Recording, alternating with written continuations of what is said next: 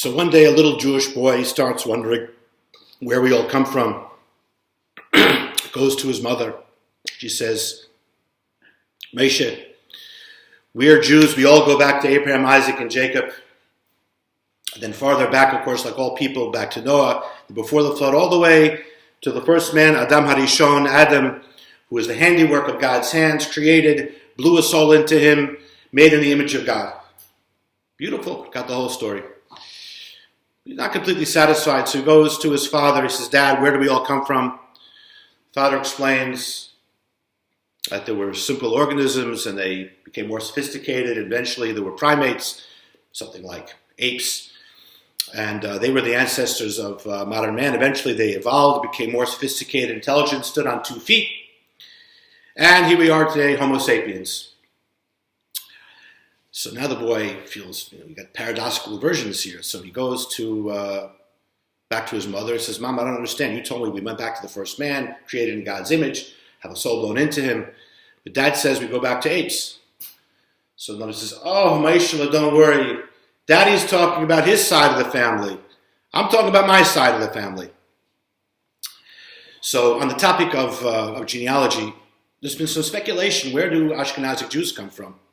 And according to one rather curious theory, we descend not from the original Middle Eastern Israelites, but most European Ashkenazic Jews, according to this theory, are descendants of the Khazars, who were a Caucasian republic, who is purported, according to historical tradition, in the 8th century, the king converted to Judaism and they all became Jewish. Eventually, when the Rus kingdom took over, they dispersed and ran westward towards Russia and Poland. This theory was popularized by the eccentric writer Arthur Koestler in the book published in 1973, The 13th Gate. It was, for the most part, debunked with DNA, but still has some proponents. Recently, of course, Arthur Koestler was hoping that by showing that we are not Semites, that perhaps we would not become victims of anti-Semitism. By the Arab world, it was taken more as a sign that we don't have the right to the land of Israel.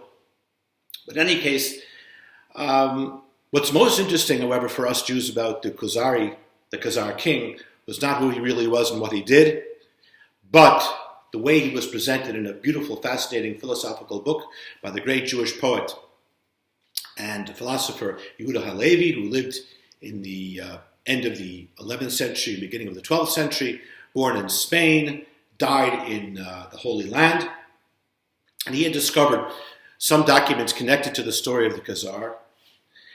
And the outline of the story was that although he was a believer in whatever pagan religion was popular at that time, but it was revealed to him in a dream that his deeds are not pleasing to God, and he sought to find out the true religion, and basically he spoke to a Christian priest, a Muslim imam, and eventually a Jewish rabbi, because both the priest and the imam concurred on the fact that the source of their religions was the Torah of the children of Abraham, Isaac, and Jacob. And at that point, he decided he needed to speak to someone who really was a descendant and had the religion of Abraham, Isaac, and Jacob.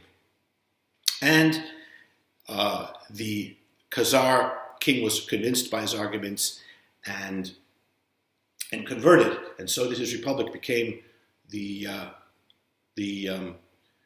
more recent, not a Jewish kingdom in Israel, but a Jewish republic, even before the state of Israel was founded.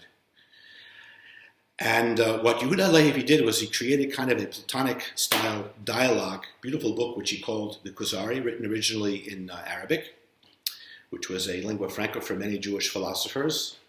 And he somehow recreated the arguments as he understood them. They weren't meant to be completely reflect historically exactly what the rabbi said to the Khazar king. It was just kind of a creative method of doing it, and explains in great length and great depth the philosophy of Judaism, beginning with the idea of our revelation, about which we will be reading this week in Parshat Yitro. And of course, the bottom line, which everyone wants to know, is all the religions say they're true. What is the basis for the veracity of the Jewish religion? And Yehuda Halevi put forth a powerful argument, which is very often referred to in English as the Kuzari principle.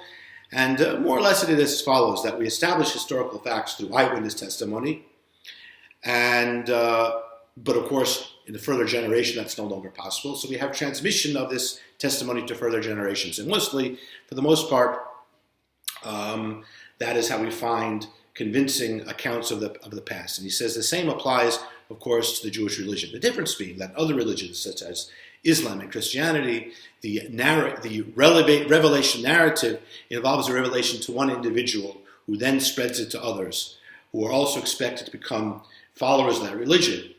And so the entire credibility of the revelation stands upon the credibility of that one person, be it Paul in the case of Christianity or Muhammad in the case of Islam. And so this repeats itself in the case of Buddhism and Hinduism and so forth. So they alone are witness to this revelation, but they are trying to spread this gospel to others. But in Judaism, what is different is that the entire nation that became subjects to the covenant between God and the Jewish people were the entire Jewish people, and it was this a transmission and this historical event of the revelation of God saying, I'm the Lord your God at Sinai, and the Ten Commandments, which was then transmitted in an unbroken chain through all generations, even when in some cultures, as we know, in the 20th century there was widespread assimilation, but there were always large groups of Jewish people, uninterrupted, going back to the actual period of in the time of Sinai, who continued to carry on this tradition. And so I wanted to bring this point home in the introduction to today's Parsha discussion. There's much explanation as Jewish people discover what it is that Jews have always believed.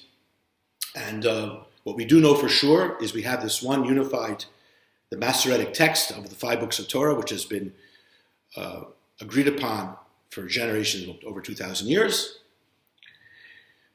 We also know there is a phenomenon of people who believe in the written and oral tradition. They believe that God spoke at Mount Sinai, and this also, we have an unbroken tradition of people believing this, the same thing, putting on the same kind of tefillin, keeping the same Shabbat with the same laws, also going back several thousand years. And by the way, some of the sects who were dissenting also, of course, accepted the fact that God spoke at Sinai. They only had qualms with the oral tradition, not with the written tradition.